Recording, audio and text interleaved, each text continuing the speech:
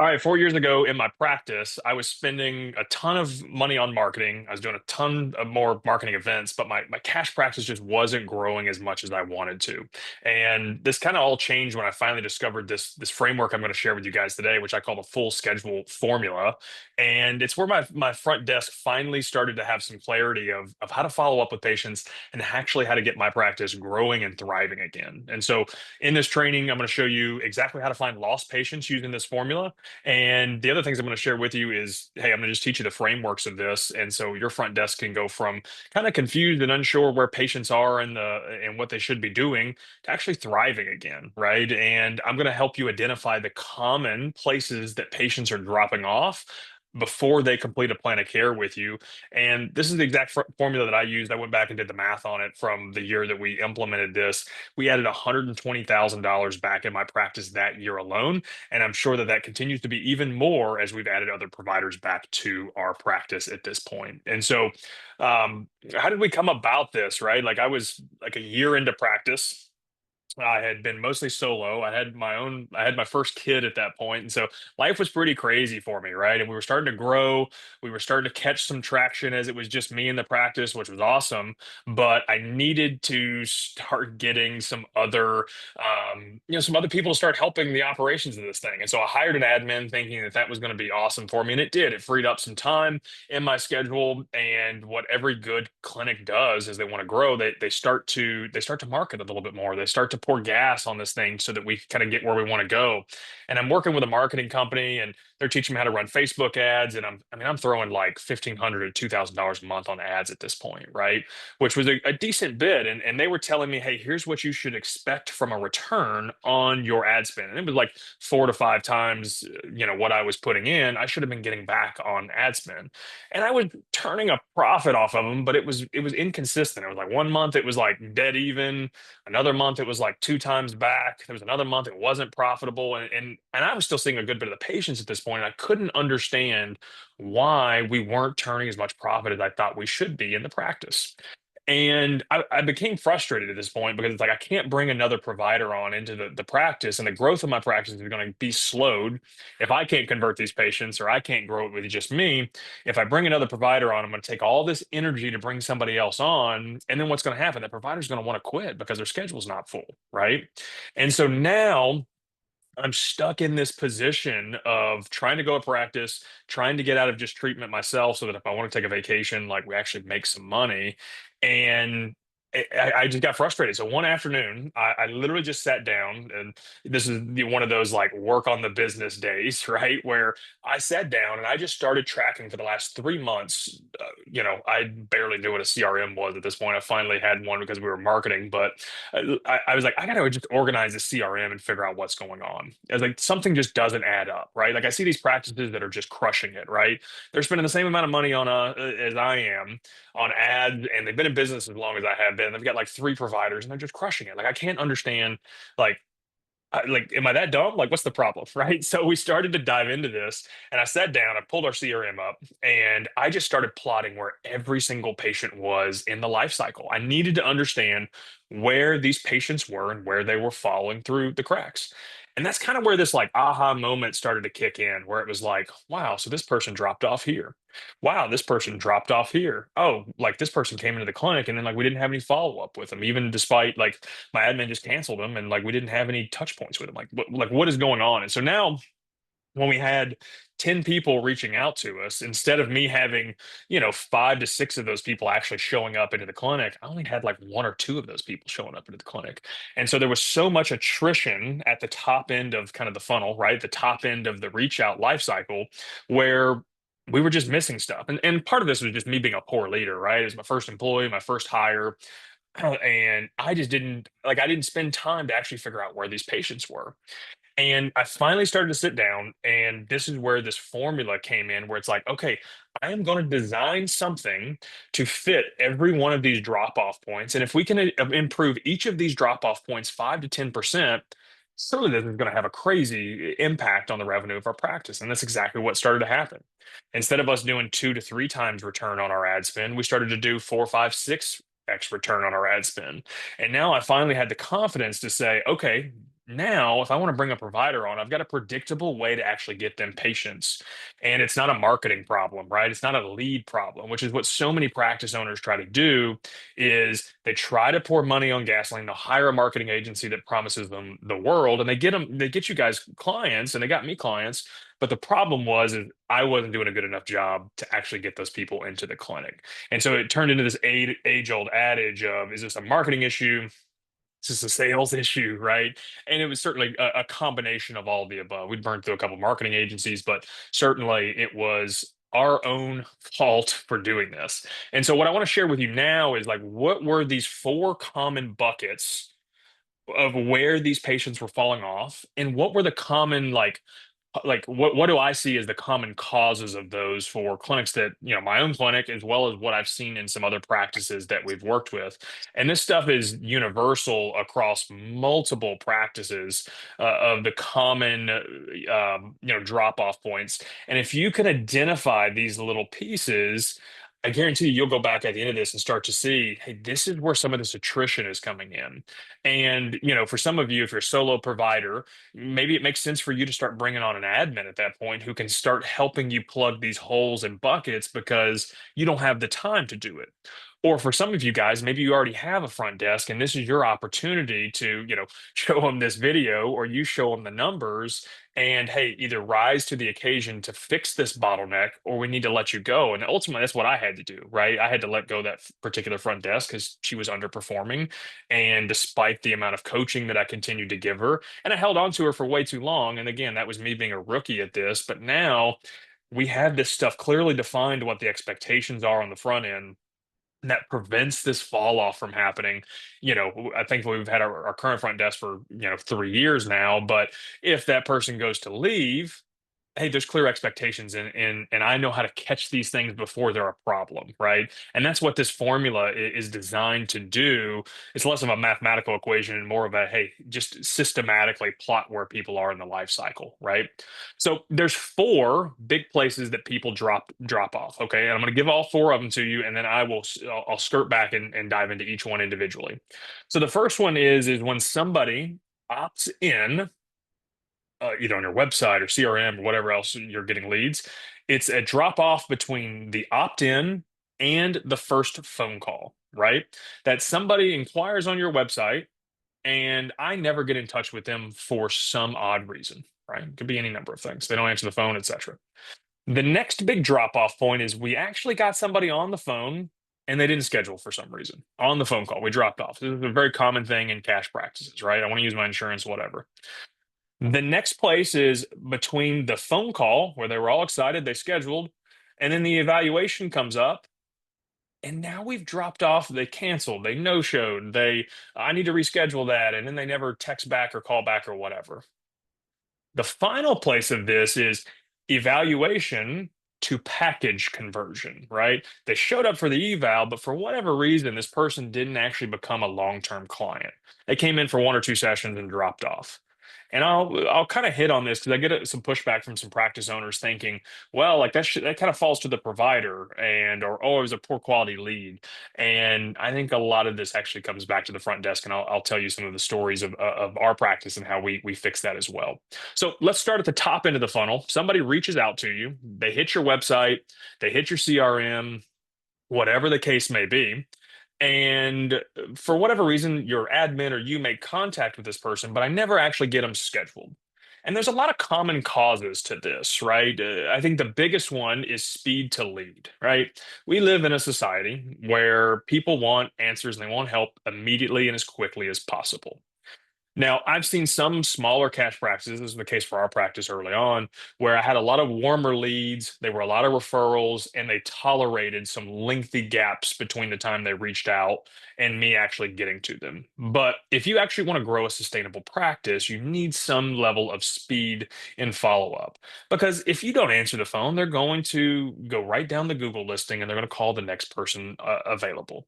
Or if maybe they were referred by another doc and they were just like, hey, like I'm in a lot of pain, like I need to get this fixed ASAP. and you didn't follow up. They reached out to you at 4 p.m. at the end of your workday, and you were like, "Hey, I've been treating patients all day. I'll touch bases with them in the morning around 10 or 11 when I got a free moment." And now this person's already gone somewhere else, or they don't ever answer the phone. And so you'll make one or two contacts, or your admin will make one or two contacts, and then it's kind of out of sight, out of mind. It's like we got leads coming in. I've got other fires that I'm putting out, and my speed to lead just isn't where I need it to be.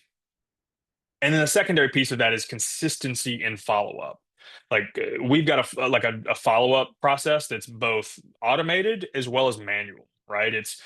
I think we have like 8 to 10 touch points just automated, and then I make 3 to 5 hard, like, manual touch points, phone call, text message, etcetera, right? And so it's like we need to be making consistent touch points with these people. These are people raising their hand saying, "I need help."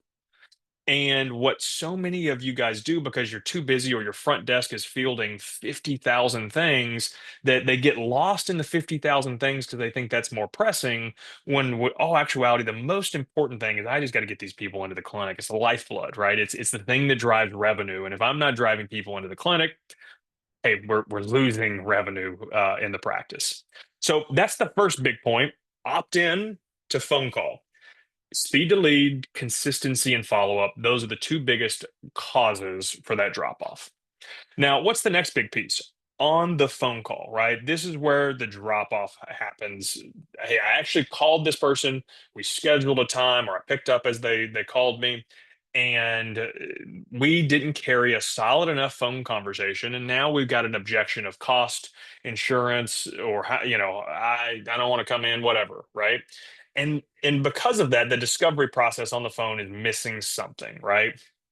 And I did a training on this a couple weeks ago, the red flags training. I don't know if any of you guys have seen that, but I'll link it below as well. But it's a great training where these common red flags are what leads to this drop off on the phone call. It is, hey, I didn't handle someone's cost and insurance objections well on the phone.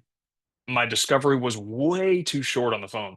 You can't carry a 3 to 5 minute phone conversation and then tell them that your session is 225. I guarantee you the next words out of their mouth is, "Hey, this is too expensive. I need to go somewhere in network." And if your admin, or you hired an admin and you haven't trained them diligently enough, this was definitely my thing too. I handed them a script and I said, "Hey, we'll role play once or twice. You sound great. Let's go." And they don't know how to handle the common objections that come up, and they don't know how to prevent them, more importantly. And if we can prevent objections and then we have a solid framework to be able to handle them, then now this thing is much easier for us to actually convert patients. And now suddenly these costs, these insurance objections, we see them way less. Or it is they don't know what else to ask, so they just ask that, and it just kind of falls down like a straw house, right? It's like, hey, you have a solid framework to handle it, and now it doesn't even matter because it's like, wow, this clinic sounds incredible. I would be silly not to actually show up for it, right? So opt into phone calls in the first place. Physically on the phone calls, the other drop off, right? Now I'm not scheduling near as many people. And so now I've got two places that, if you had 10 leads and you lose two or three on the front end, and you will, you lose two or three on the phone call, or you just hired a new admin and now they're losing four or five of those 10 people. Now I've got a much smaller pool of these people that are actually even scheduling an evaluation. And this is exactly what we saw as well. Is I turned our ad spend down. We were doing less volume of total leads coming in, except we had more evaluations showing up and our revenue was increasing despite us spending less money on marketing. It's because we plugged these two front end buckets. Now, the third one is another really common place folks will lose a lot of people. It's the phone call to evaluation, right? That time period from the time that they were really excited to work with you on the phone and the time that you actually got them scheduled, right? And this is cancels, this is no shows, this is, hey, I need to call my insurance company. Oh, I forgot about my appointment, whatever the case may be. And there's some common causes of this as well. The first big one, it all comes back to the phone call. Your front desk missed something on that phone call because this person's now no longer excited about coming in for whatever reason. And uh, with that, or they had some uncertainty in their voice. This is the big one, right? Where it's like, hey, hey, I'd love to get you scheduled for an initial evaluation. How does that sound? Yeah, sounds okay. It's like that person's not excited about wanting to come in, right? Or, hey, can you come in at 5 p.m. Tomorrow? and without any hesitation, without them even thinking about their schedule, like, yeah, that sounds great, let's do it. And it's like, did you even look at your calendar? Right? Like we need to be able to pick up on the tonality of what people's voices sound like on the phone. And that's something I teach a lot of our front desk that we're working with is, hey, what does this person's tone or intent sound like? Especially some of our Facebook leads, which, when they were scrolling the internet at midnight, it's like, we need to weed these people out, right? And so, but we also need to do a solid discovery, right? People are much more inclined to actually show up and trust you if you got their entire story, right? You fully understand the scope of what's going on, all the things they've done or tried, all their pain points, and ultimately what they want to get back to doing. If your front desk got all of that information, the perceived buy-in from this person is much higher, right? They're going to trust you more. And so that's the first thing I almost always look at when it comes back to cancels and no-shows. And some people's solution to this is, hey, let's put a credit card on file. And yes, that is helpful, but it's still, you're going to bring a patient who's a tire kicker, or you're going to bring a patient in who isn't bought into actually wanting to convert to a plan of care. And that's just not a good solve for that problem. We need to be able to actually carry a solid discovery and get people where we want to go. Now, another common cause of this is how far out are we scheduling, right? This especially becomes a problem if you're a solo provider or your schedule's already just jam packed, or around the holidays and those kind of things, right? Or maybe you just simply let the patient dictate when they want to come in. Your front desk is like, hey, like, well, when do you want to come in? Well, like I'm out of town, so like, how about 2 weeks from now? And it's like, dude, this person's not coming in 2 weeks. It's like we need to give them the We need to tell them what we have available to actually get them scheduled. Hey, I've got this time and this time, right? And it needs to be within 24 to 48 hours, best case scenario. Or if your schedule's full, block some time for evals, right? Like you need to be able to have slots that get these people in quickly, especially when you're talking about pain or problems people have dealt with for a long time. How long do people deal with pain and problems? They deal with them forever. It's like, dude, you've had back pain for 10 years. Why'd you deal with that? Right? There's a lot of solutions to that problem, and they'll deal with it another 10 years. But when we can get them in within 24 to 48 hours and we carried a solid discovery, these people are excited to come in. They're hungry. They're ready to work with you. They said yes. Let's get them in. Let's don't create another barrier 1 to 2 weeks out. And some of you guys, if you're a hybrid or you're doing out of network billing, you like to look up insurance benefits. It's like, man, like that's a bottleneck that you've created where I've drugged this process out. It's like I need to get this person in quick. They're saying yes. Let's not create friction for them to spend money with you. You know what I mean? And to get a solution to their problem. And oftentimes people will create that friction. Some other like ways to solve this like phone call to eval is have a robust follow-up process. A lot of your EMR or reminder process. You can automate that thing. Like for us, we put our patient, we have a reminder process, but then we also go in and we look at their paperwork 48 hours out. If that paperwork's not filled out, you best believe we're calling and texting that person to remind them of that. And if I don't hear from them 24 hours out, I'm canceling the appointment, right? Because I want to, A, know I have free time to be able to, get another patient in, or at a minimum, I'm not sticking around and waiting on somebody to kind of ghost me at that point, right?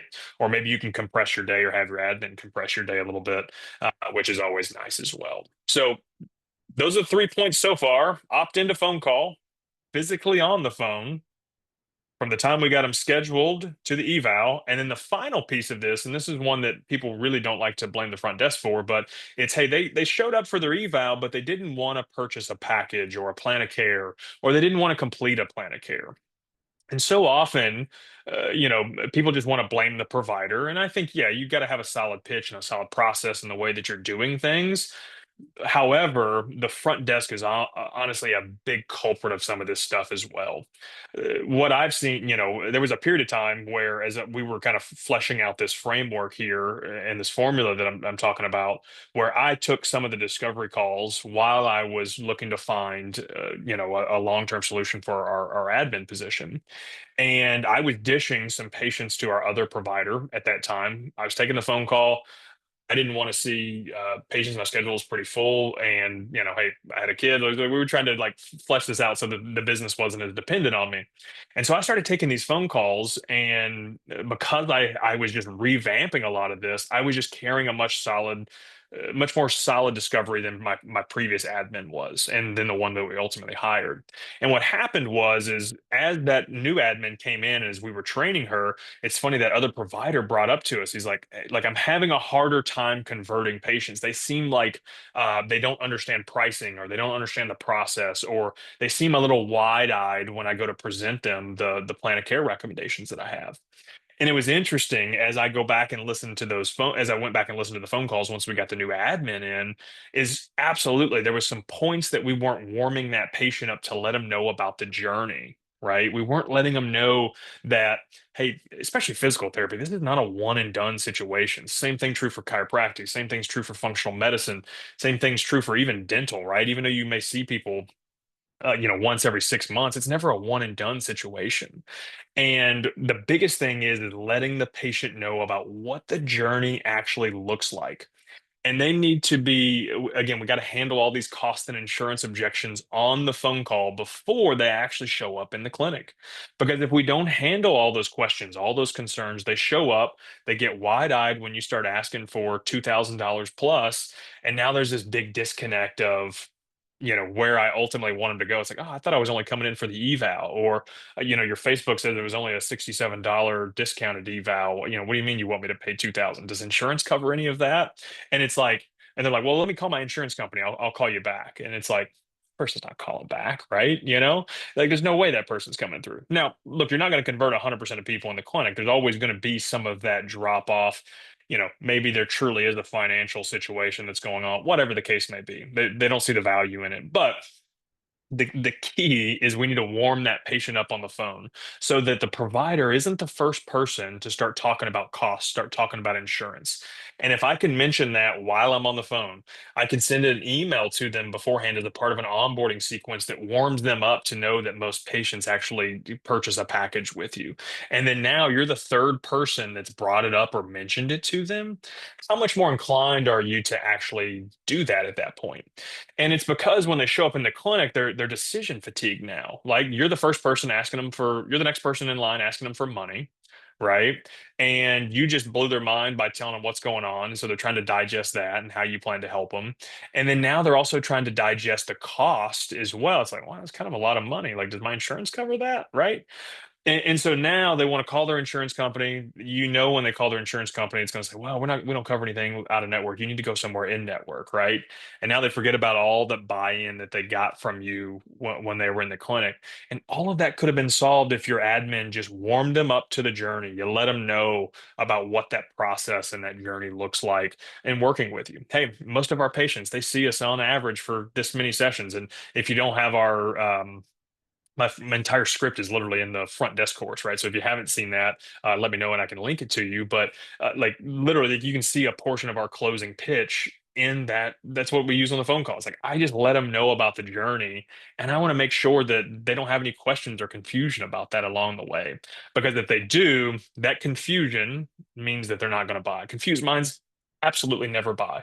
You're not going to buy something that you don't understand, or something that you're confused about, or something that doesn't fit with what it is that you're looking for. And if they've been confused because now you're asking for a large sum of money, or hey, I only thought I was coming in to get an assessment, you're going to have a hard time with those folks. And so this is absolutely, that's kind of the framework and the formula as a whole, right? Is for you to go back and find out where are the biggest drop off points happening, and what do you need to do to actually solve those pieces? Is it you need to automate some things? Is it you need to get a front desk to be able to help you with some of those things? Do you need to do some additional training with your current front desk team and set some expectations? That's what I did. I set some expectations, and then at that point, I gave her 3 months and said, "Hey, which is way too long. Hey, we need to fix these problems. And if we're not going to fix them, then ultimately I need to move on, right? Like, can you rise to the expectations that we have? And if not, then we're going to have to make a move." And ultimately, she said, "Hey, I agree. We can't make. I don't think I'm going to be able to do that. I just can't give you as much, as you want and need." Totally cool, great. We parted on mutual ways, and we still talk to this day on occasion, right? And so there was no ill will. It was, hey, these are the expectations, and these are the drop off points. we've got to put a hole, we've got to put a patch in these things. Otherwise, the practice is going to continue to not thrive. Right. And so that's the framework as a whole. Definitely implement these things, go back, figure out where the drop off points are. And once you find out where the drop off points are, start to go back and just plug and patch the little holes with this. And so now you know how to find some of these holes. We've got a ton of trainings on what the phone call should sound like, some of these red flags, some ways to handle cancels and no shows. And feel free to check out some of those trainings, and we'll see you on the inside of those.